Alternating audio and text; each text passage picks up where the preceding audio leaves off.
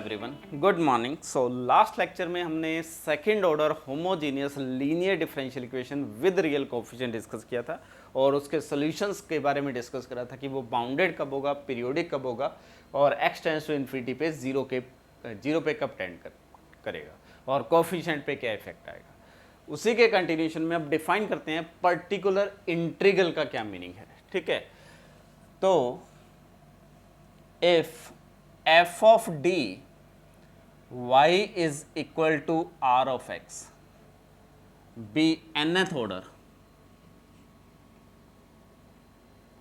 Linear differential equation, कोई भी nth order linear differential equation है तो definitely F D Y is equal to some nth derivative plus some a1 x n minus oneth derivative plus a2 x n minus twoth derivative. यहाँ linear differential equation की बात कर रहा हूँ, may be with variable coefficient, may be with constant coefficient, वो matter नहीं करेगा अभी।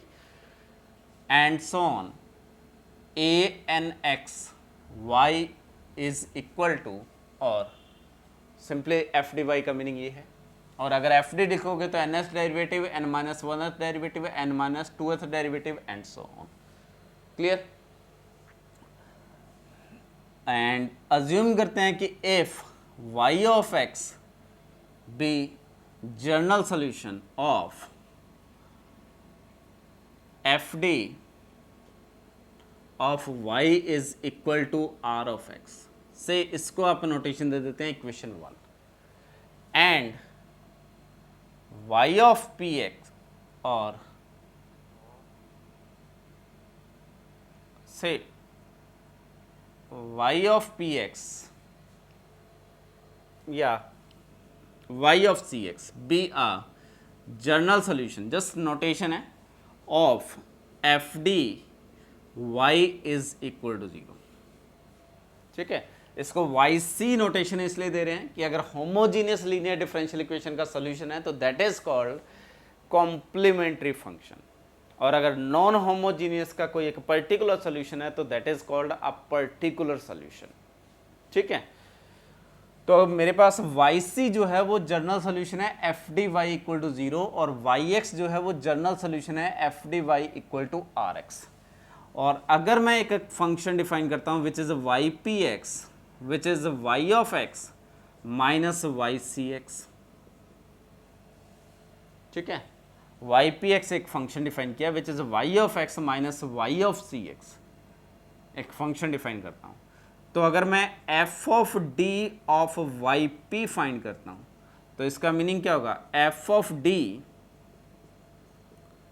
Of y minus Y C, और एफ डी एक लीनियर ऑपरेटर है तो ये आ जाएगा आपके पास f of D Y minus F of D Y C, और f ऑफ डी वाई सी क्या है 0, और f ऑफ डी वाई क्या है r ऑफ x।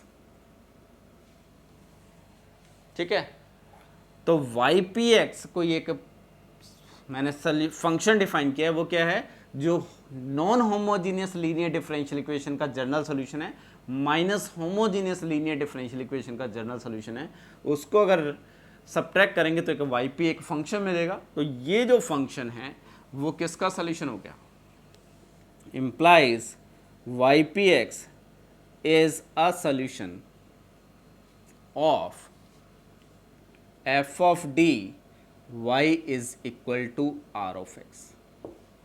ये क्लियर है? तो ypx आपके पास general solution of the F D Y equal to R X. तो दिस इंप्लाइज जो y ऑफ x है, yx किसको रिप्रेजेंट कर रहा है, general solution of R X, वो कैसे रिप्रेजेंट होगा, y of C X plus इसको क्या लिख सकता हूँ, some function y of P X. y of C X जो है वो क्या है, general solution of the homogeneous equation. तो इसमें कितने आर्बिट्ररी कांस्टेंट होंगे, n आर्बिट्ररी कांस्टेंट होंगे, और yp जो है वो एक पर्टिकुलर सॉल्यूशन है ऑफ नॉन होमोजीनियस इक्वेशन। तो अगर मैं कोई एक पर्टिकुलर सोल्यूशन हो नॉन होमोजीनियस इक्वेशन का पिक करता हूँ और एक complementary solution general solution of homogeneous equation pick करता हूँ, तो इनको ऐड ऑन करने पे क्या मिलेगा, the general solution of the non homogeneous equation. ये कंसेप्ट क्लियर है। अब इस yp में स्पेशल क्या है, तो इफ ypx ये किसका सोल्यूशन है, नॉन होमोजीनियस का, डज नॉट कंटेन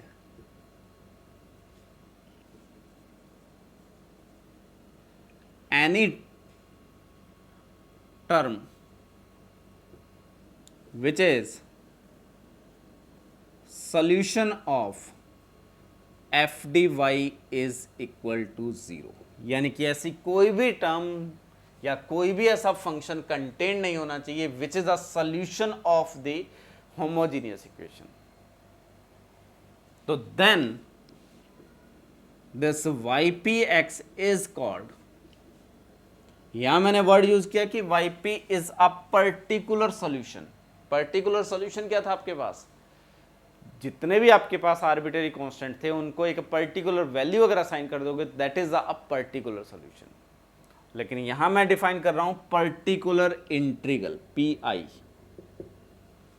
तो PI और PS यानी कि पर्टिकुलर सॉल्यूशन और पर्टिकुलर इंटीग्रल में क्या डिफरेंस है, पर्टिकुलर इंटीग्रल में कोई भी कॉम्प्लीमेंट्री फंक्शन नहीं आता है। कॉम्प्लीमेंट्री फंक्शन का मीनिंग क्या है, the solution of the homogeneous linear differential equation, ठीक है। और पर्टिकुलर सॉल्यूशन में आपके पास जो नॉन होमोजीनियस इक्वेशन का जनरल सॉल्यूशन है उसमें कोई अगर एक आर्बिट्रेरी कांस्टेंट फिक्स पुट कर दोगे तो दैट सारे आर्बिट्रेरी कांस्टेंट की वैल्यू फिक्स कर दोगे तो that is a particular solution, जो हम ऑलरेडी डेफिनेशन लिख चुके हैं।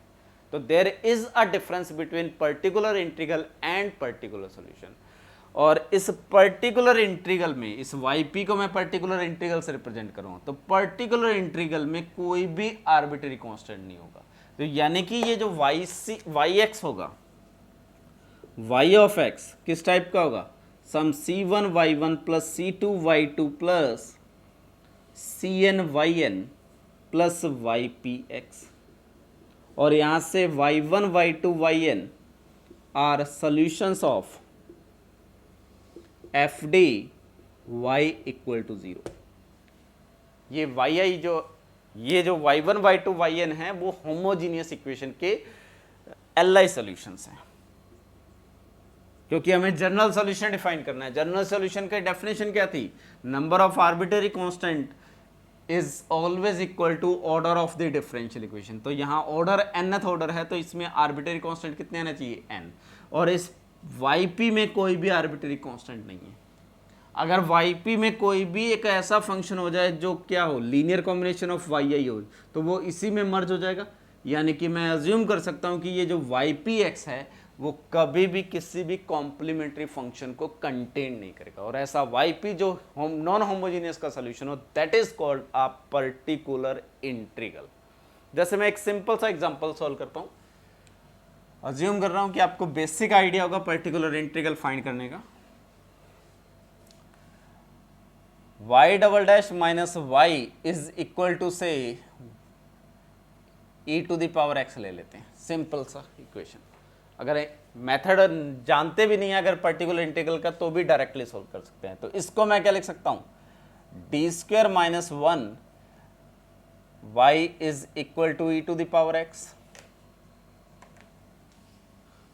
फर्दर इस इक्वेशन को मैं कैसे, या तो आप मेथड यूज करिए जो आप जानते हैं, अदरवाइज इस इक्वेशन को इस फॉर्म में लिख सकता हूं। इसको कोई एक फंक्शन अज्यूम कर लेते हैं u, तो ये इक्वेशन आ जाएगी d minus 1 u e to the power x which is a first order linear differential equation. इसको अगर मैं सिंप्लीफाई करूंगा तो ux e to the power minus x integrating factor integral d of x plus c1 आ जाएगा। और इसको simplify करेंगे तो ux क्या आ जाएगा, x plus c1 e to the power x आ गया। क्लियर। और उसके बाद ux की वैल्यू पुट कर देंगे तो that is d plus 1 y is equal to x plus c1 e to the power x which is again linear differential equation.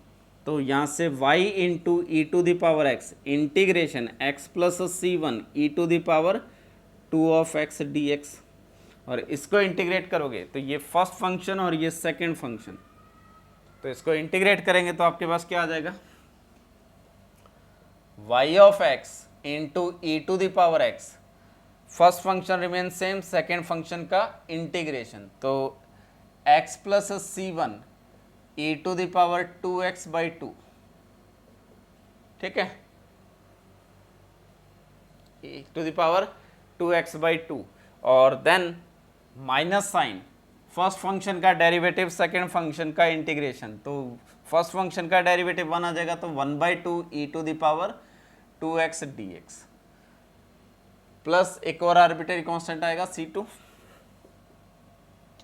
तो ये आपके पास आ गया x plus c1 1/2 E to the power 2x, आप डायरेक्ट मेथड लिखेंगे उससे one step में सॉल्व कर सकते हो, minus 1/4 E to the power 2x plus c2, तो फाइनली y ऑफ x यहाँ से क्या आ गया आपके पास 1/2 time x plus c1 E to the power x minus 1/4 E to the power x plus c2 E to the power minus x, ठीक है। तो यहाँ जो आर्बिट्रेरी कांस्टेंट की टर्म है उनको अलग कर लो, रिमेनिंग टर्म अलग कर लो, तो यहाँ से आ गया c1 E to the power x, इस कांस्टेंट को इसी के साथ मर्ज कर सकते हैं, plus c2 E to the power minus x, plus ये आपके पास आ जाएगा 1/2 x E to the power x minus 1/4 E to the power x, ठीक है।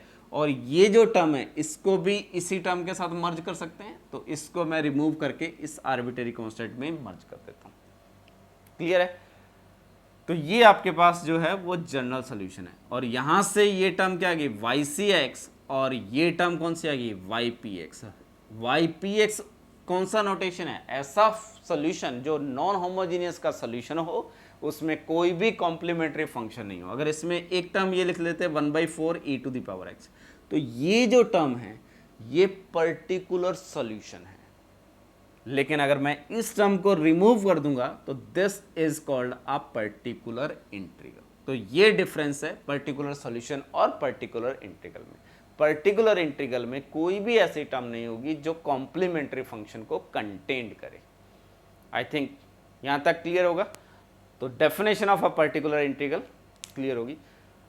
अब मूव ऑन करता हूं कि अगर आपके पास constant coefficient linear differential equation है तो उसमें पर्टिकुलर इंटीग्रल फाइंड कैसे करते हैं। तो उसके जो स्टैंडर्ड मेथड है मैं डायरेक्टली राइट डाउन करता हूं। एग्जाम में बहुत कम चांस है कि इससे क्वेश्चन पूछा जाएगा आपसे, ठीक है। तो जस्ट मेथड रिकॉल करवा रहा हूं, मैं बहुत ज़्यादा प्रूफ में फोकस नहीं करूंगा, बाकी जो इंपॉर्टेंट चीज़ है उस पर हम फिर फोकस करेंगे। तो the methods for particular integral of fd y is equal to r of x, where f of d y equal to 0 be nth order linear differential equation with real coefficient।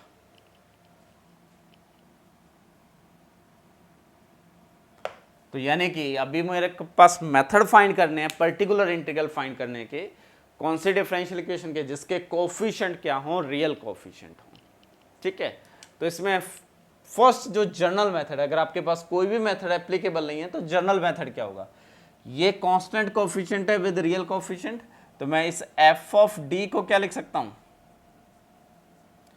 Should be equal to d minus some lambda 1 d minus some lambda 2 and so on, और d minus some lambda n ये लिख सकते हैं, क्योंकि nth order linear differential equation है तो auxiliary equation की जो डिग्री आएगी n आएगी और उसके पास n रूट्स होंगे। तो दिस इंप्लाइज जो गिवन इक्वेशन है उसको d minus lambda 1 d minus lambda 2 up to d minus lambda n of y is equal to R X लिख सकते हैं। और ये जितनी भी टर्म है इसको किससे रिप्लेस कर सकता हूँ, यू एक्स से रिप्लेस कर सकता हूँ। तो ये आ जाएगा d minus lambda 1 u of X into R of X. और ये first order linear differential equation है, तो इसको सॉल्व करेंगे तो u of x E to the power minus lambda 1 X equal to integration r of x E to the power minus lambda 1 x D x plus some arbitrary constant c1, यानी कि u of X जो आ जाएगा वो क्या आ जाएगा आपके पास e to the power lambda 1 x integral r of x E to the power minus lambda 1 x D x plus c1 E to the power lambda x. ये कॉम्प्लीमेंट्री फंक्शन का पार्ट है और ये जो है ये पर्टिकुलर इंटीग्रल का part है, क्योंकि इसमें कोई भी आर्बिट्री कांस्टेंट नहीं है। तो जब भी हम पर्टिकुलर इंटीग्रल की बात करते हैं तो उसमें कोई आर्बिट्री कांस्टेंट नहीं होगा और उसमें कोई भी कॉम्प्लीमेंट्री फंक्शन नहीं होगा। अगर एग्जाम में पूछा गया है what is the behaviour of a particular integral, तो उसमें वो सारी टर्म जो कॉम्प्लीमेंट्री फंक्शन की है वो रिमूव करके देन डिस्कस करोगे। क्लियर है यहाँ तक? अब ux की वैल्यू पुट करोगे, रिमेनिंग जो n-2 फैक्टर है उसको v पुट करोगे, अगेन वो फर्स्ट ऑर्डर लीनियर इक्वेशन बन जाएगी। फर्दर सॉल्व करोगे तो यहाँ n टाइम इस इक्वेशन को सॉल्व करोगे तो फाइनली सोल्यूशन मिल जाएगा। ठीक है, जैसे मैं आपको एक क्वेश्चन देता हूँ सिंपल सा, d-1 d-2 y is equal to cos of e to the power x, find the general solution of equation 1। ये आपका होमवर्क है। कैसे सॉल्व करते हो, इस जर्नल मेथड का यूज करना है और इसका जर्नल सॉल्यूशन फाइंड करके लाना है और उस जर्नल सॉल्यूशन का आपको बिहेवियर चेक करना है कि वो बाउंडेड होगा, अनबाउंडेड होगा, इन्फिनिटी पे कहाँ टेंड करेगा, जीरो पे टेंड करेगा या माइनस इन्फिनिटी पे टेंड करेगा या प्लस इन्फिनिटी पे। तो इस टाइप के क्वेश्चन आपके एग्जाम में डायरेक्टली पूछ सकता है वो। आई थिंक क्लियर है? तो इसको कैसे सॉल्व करोगे वो आपको डिसाइड करना है इस जनरल मेथड से। अब कुछ पर्टिकुलर मेथड्स हैं जिससे हम डायरेक्टली पर्टिकुलर इंटीग्रल को लिख सकते हैं। इस मेथड में प्रॉब्लम क्या है, आपको first order linear differential equation को n टाइम सॉल्व करना होगा। जैसे यहाँ पहले इस फैक्टर को आप ux मानोगे तो लीनियर डिफरेंशियल इक्वेशन आ गई, उसको सॉल्व करोगे, फिर u की वैल्यू पुट करोगे, अगेन उसको सॉल्व करोगे, तो आपको एटलीस्ट 2 टाइम इस इक्वेशन को सॉल्व करना होगा। ठीक है, और बेटर है कि इसको माइनस साइन रख लो, अब इजीली सॉल्व हो जाएगा। ठीक है, अब कुछ पर्टिकुलर केस, फर्स्ट केस है कि इफ r ऑफ x जो हो जाए वो e to the power ax type का फंक्शन हो जाए, यहाँ a जो है that is a real number, तो पर्टिकुलर इंटीग्रल कैसे फाइंड करेंगे?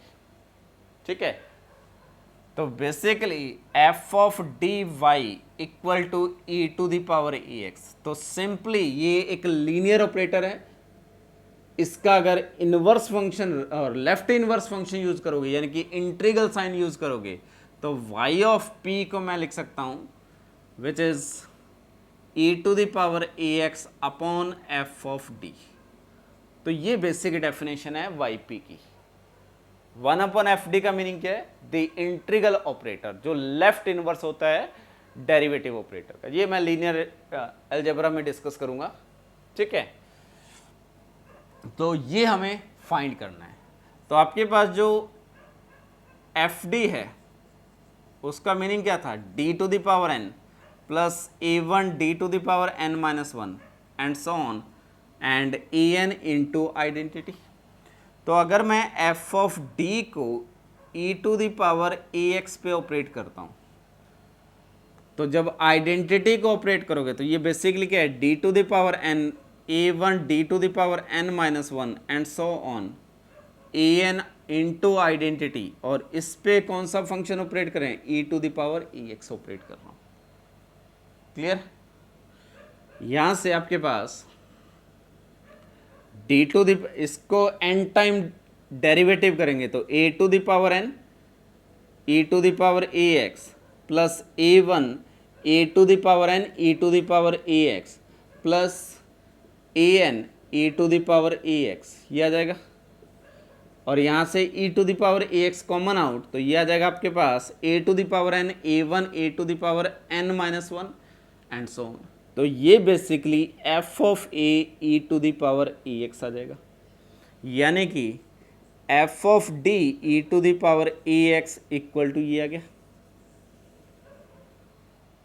ठीक है। सो इसी इक्वेशन में if f of a is non zero, तो this implies e to the power ax upon f of d, इसको क्या लिख सकते हैं, e to the power ax upon f of a, और ये क्वांटिटी किसको रिप्रेजेंट कर रहा है, पर्टिकुलर इंटीग्रल। तो this implies y of px क्या आ जाएगा, e to the power ax upon f of a। तो जब भी आपके पास f of a non zero है तो उसके इसमें particular integral is this one. तो डायरेक्टली जब भी R x equal to E to the power A X type का है और ए बिलोंग्स टू आर है, तो वाई पी एक्स वो क्या आ जाएगा आपके पास, e to the power A x upon F of a, d की जगह ए रिप्लेस करना है, provided f of A should not be zero.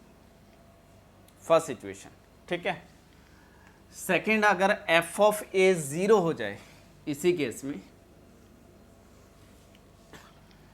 तो if again R of x is equal to E to the power A X with A real number है और F of ए यानी कि D की जगह a replace करने पे ये क्वांटिटी क्या हो रही है, जीरो, तो उस केस में आप एफ ऑफ डी जो आएगा उसको क्या ले सकते हैं, some d minus A to the power r into some g of d, और यहाँ जी ऑफ डी होगा, g of A should not be zero होगा। जो जी ऑफ ए होगा वो गारंटी है कि वो नॉन जीरो आएगा। क्लियर है। अब अगर मैं y ऑफ पी एक्स की बात करता हूं तो वो क्या आ जाएगा आपके पास, e to the power A x upon D minus A to the power r g of d आ जाएगा। तो इसको मैं 1 upon D minus A whole power R E to the power A x upon ji of d लिख सकता हूँ। और ये जो मेथड है, first method g of a non zero है, तो ये किसके इक्वल आ जाएगा, 1 अपॉन जी ए, कुछ कांस्टेंट वैल्यू आएगी, into e to the power A x upon D minus A to the power r, और इसको मैं कोई एक new function h x assume कर सकता हूँ। तो e to the power A x upon या e to the power A x upon D minus A to the power are, इसको अज्यूम कर लो u ऑफ x। तो this implies d minus A to the power r u equal to E to the power A x आ जाएगा। अब इस equation को simplify करना है, तो इसको हम अगेन लिख सकते हैं d minus A two A into V e to the power A X. जो v है वो किसको रिप्रेजेंट कर रहा है, d minus A to the power r minus 1u। Just proof कर रहा हूँ, और अगर ये प्रूफ कर लोगे तो रिमेनिंग यहीं से ड्राइव होते हैं फॉर्मूले। क्लियर। तो ये वैल्यू मुझे पुट करनी है, तो basically this value is 1 upon ji of A E to the power A x upon D minus A whole power are. इसको सिंप्लीफाई करना है, तो ये फर्स्ट ऑर्डर लीनियर इक्वेशन है। तो यहाँ से v E to the power minus A X, जब इसका इंटीग्रेशन करोगे तो x प्लस सम, और पर्टिकुलर इंटीग्रल है तो आर्बिट्रेरी कांस्टेंट राइट डाउन नहीं करना है। तो यहाँ से v ऑफ x क्या आ जाएगा आपके पास, x time E to the power A X. जब v की जगह ये वैल्यू पुट करेंगे तो उसको फिर क्या लिख सकते हैं, d minus A into sum v1 equal to x E to the power A x, और v1 अब क्या हो जाएगा, d minus A to the power r minus 2u हो जाएगा। अब ये again first order linear equation है, तो v1 E to the power A X with minus sign, और ये x रह जाएगा तो x स्क्वायर बाई 2 आ जाएगा। आर्बिट्रेरी कांस्टेंट ऐड नहीं करना है क्योंकि पर्टिकुलर इंटीग्रल लिख रहे हो। क्लियर। और अगर थर्ड टाइम करोगे तो x क्यूब बाई 3 फैक्टोरियल आ जाएगा, और r टाइम करोगे तो बेसिकली ux जो आपके पास आ जाएगा that is x to the power r upon r factorial e to the power ax। ये टर्म साथ के साथ रहेगी। जस्ट सिंप्लीफाई करना है, यानी कि ये जो क्वांटिटी है ये किससे रिप्लेस होगी, x to the power r upon r factorial e to the power x, यानी कि आपके पास g of a into X to the power r upon r factorial e to the power ax। ठीक है। तो जब भी f ऑफ a जीरो है तो दिस इम्प्लाइज जो f ऑफ d होगा it should be d minus A to the power r into G of d, with G of A should not be zero, क्योंकि F A zero है तो D minus ए का factor common out आएगा। तो this implies जो particular integral आएगा y P x, वो क्या हमने कैलकुलेट करा, x to the power r upon r factorial into E to the power A x upon ji of a. ठीक है, और ये जो डिनोमिनेटर क्वांटिटी है, अब इसका अगर आर टाइम डेरिवेटिव करोगे विद रिस्पेक्ट टू डी, इसका आर टाइम डेरिवेटिव करोगे विद रिस्पेक्ट टू डी, तो ये जो और ए रिप्लेस करोगे तो ये आर फैक्टोरियल जी ऑफ ए बचेगा, रिमेनिंग सारी टर्म क्या हो जाएंगी, जीरो। तो इसी से हम कैलकुलेट करके लिख सकते हैं Y P X equal to, आपको जस्ट ये फॉर्मूले पता होने चाहिए, X to the power R E to the power A x upon rth derivative of F at A. F का आरथ डेरिवेटिव करना है with respect to D at A find करना है। ठीक है, तो ये आपके पास है पर्टिकुलर इंटीग्रल फाइंड करने का फॉर्मूला जब r x equal to E to the power e x type का फंक्शन है। आई थिंक क्लियर है। एंड नेक्स्ट इसमें इफ आर ऑफ एक्स आपके पास something e to the power A x into some function q of x है और ए again क्या है, सम रियल नंबर, तो उस केस में जो वाई पी एक्स होगा that should be E to the power A X, ये आउटसाइड में Q of X upon that is F of D की जगह जो रिप्लेस होगा डी प्लस ए रिप्लेस हो जाएगा। तो इस मेथड से अब इसको क्यू एक्स के रिस्पेक्ट में अगेन पर्टिकुलर इंटीग्रल आपको फाइंड करना है, और जस्ट ये फॉर्मूले आपको पता होने चाहिए। अगर डायरेक्टली अप्लाई करना हो तो इससे क्वेश्चन सोल्व करना है, अदरवाइज जनरल मेथड यूज करना है। बहुत ज़्यादा डिटेल में इसको पढ़ने की जरूरत नहीं है और प्रूफ हर बुक में मिल जाएगा इसका। Third case, if are of X जो है वो या तो sine of A X type का है और cos of A X type का है, तो उस केस में y ऑफ पी एक्स जो आएगा that is sine of A x और cos of A x upon F of minus a square, where, और इसको मैं लिख लेता हूं g of minus a square, new notation लिखते हैं, where g of minus a square is non-zero and obtained from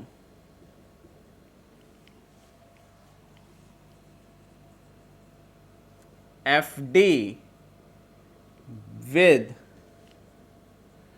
d square किससे replace होगा, माइनस ऑफ ए स्क्वायर से। तो जो डी स्क्वायर की टर्म है वो माइनस ए स्क्वायर से रिप्लेस हो जाएंगी, डी टू द पावर 4 की टर्म है वो ए टू द पावर 4 से रिप्लेस हो जाएंगी, यानी कि इवन सारी टर्म रिप्लेस हो जाएंगी।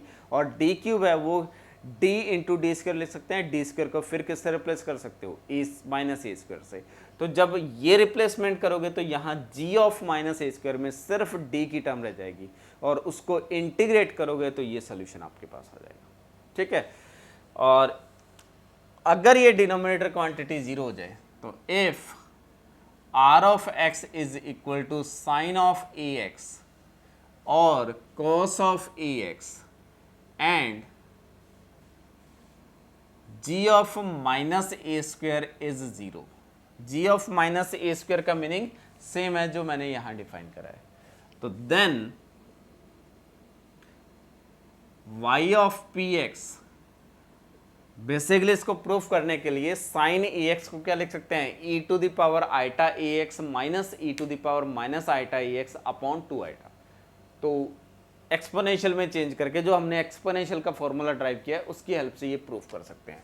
तो यहाँ से वाई पी एक्स जो आएगा that is again sine of A x और cos of A x upon g dash minus a square, where g dash x into ये x आउटसाइड में आ जाएगा, where g dash minus a square is non zero and obtained from